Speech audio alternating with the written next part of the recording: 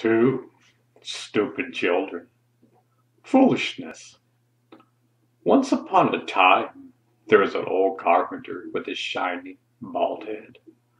On sunny days, his head shined so brightly that people shaded their eyes when talking to him.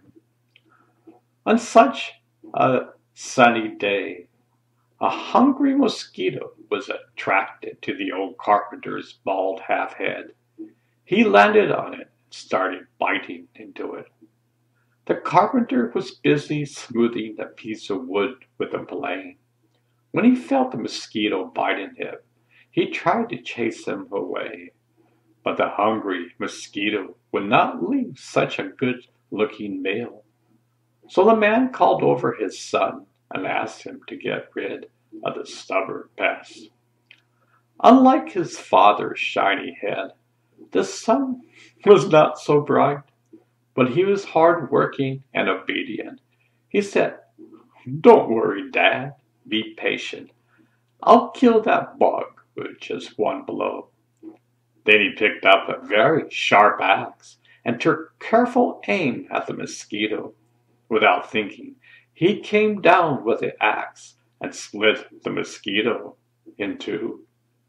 Unfortunately, after slicing through the mosquito, the axe also split the old carpenter's shiny bald head in two. Meanwhile, an advisor to the king happened to be passing by with his followers.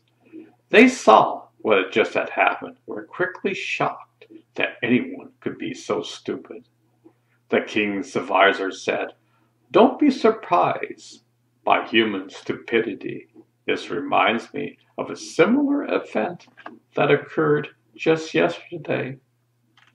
In a village not far from here, a woman was cleaning rice.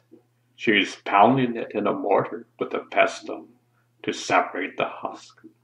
As she worked up a sweat, a swarm of flies began buzzing around her head.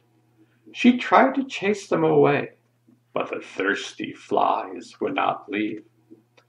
Then she called over her daughter and asked her to shoo away the bothersome bugs.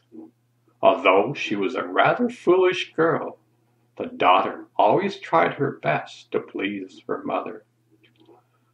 So she stood up from her own mortar, raised her pestle, and took careful aim at the biggest and boldest of the flies. Without thinking, she pounded the fly to death. But of course, the same blow that killed the fly also ended her mother's life. You all know what they say," said the advisor, finishing his story. "With friends like these, who needs enemy?" The moral is, a wise enemy is less dangerous than a foolish friend.